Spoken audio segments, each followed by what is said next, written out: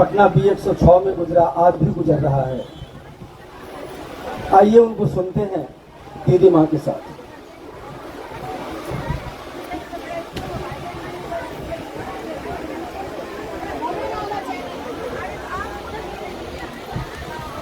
साहब को, दीदी को मेरा प्रणाम है। हम लोग भाई साहब के साथ रहे, आप लोगों को लगता होगा, लेकिन साहब के शब्दों में आप लोग समझिए कि जो आदमी शिव को गुरु मान लिया है तो सबके साहब नज़दीक हैं। चाहे वो रेगिस्तान में कहीं न हो, साहब नहीं देखे हों उसको, लेकिन साहब दीदी सबों के साथ है। और हम लोगों को ये बात समझना है हर वक्त, और उनके कहे हुए बातों पर, उनके आदेश पर हम लोगों को चलते रहना है।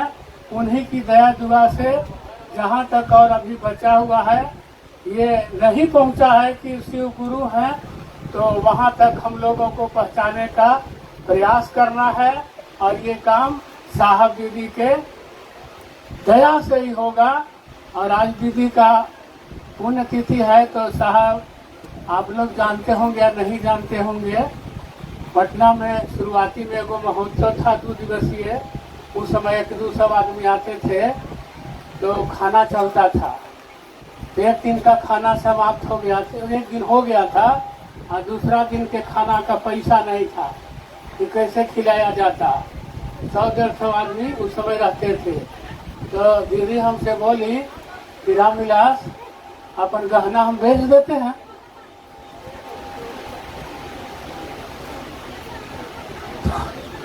तो हम भाई बोले कि आप कहाँ गहना बेचिए, हमारे कल ही वेतन मिला, हम निकाल के फेंक दिए भाई।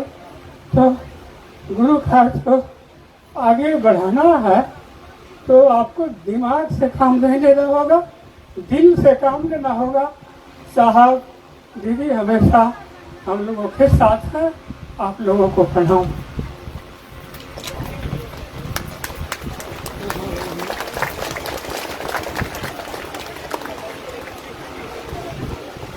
आइए भाई अजय जी पूर्णिया,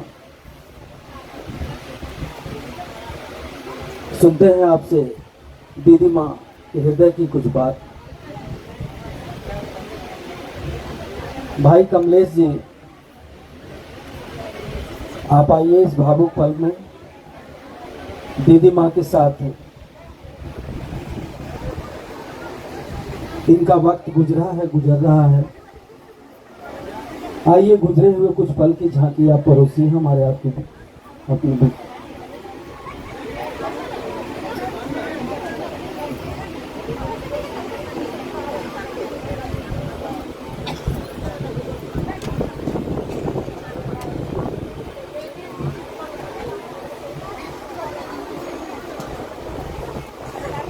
आज जिस संत आत्मा की पुण्यतिथि मनाई जा रही है,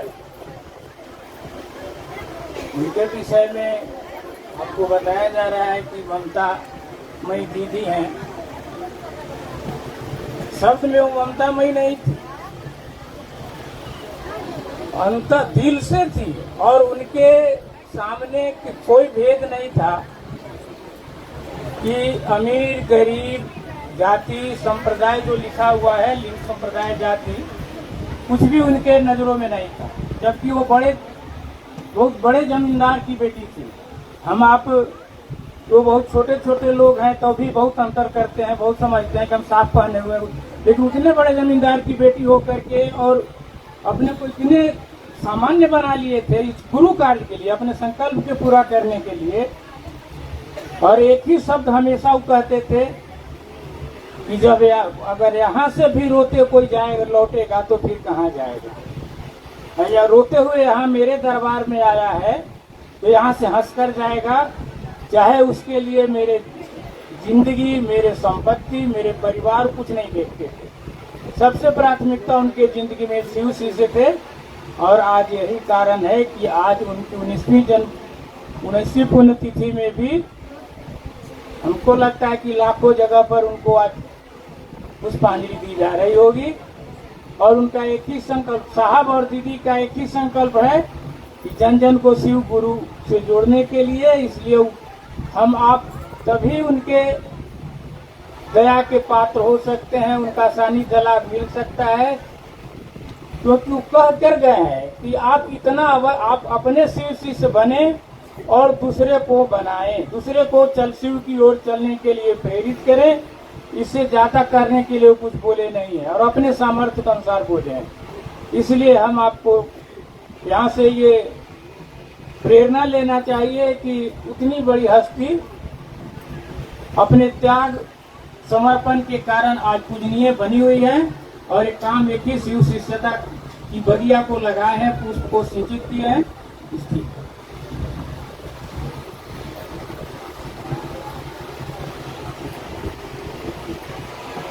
ऐसी सत्ता सिर्फ तिथियों में नहीं जानी जाती, जन्म तिथि और पुण्य तिथि में नहीं। ये वो सत्ता है जो हर तिथि हर पल हमारे आपके साथ ही जी रहे हैं। ये लोग, हमारी आपकी जिंदगी इसकी गवाही दे रही है।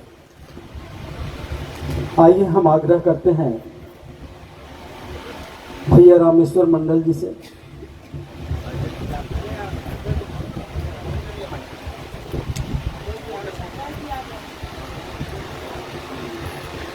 हेलो,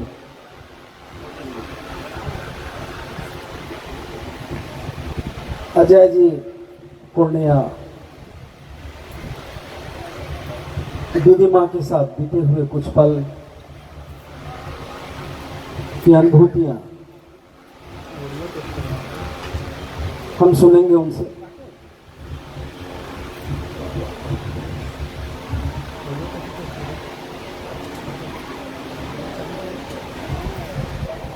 आप सभी के चरणों में मेरा प्रणाम।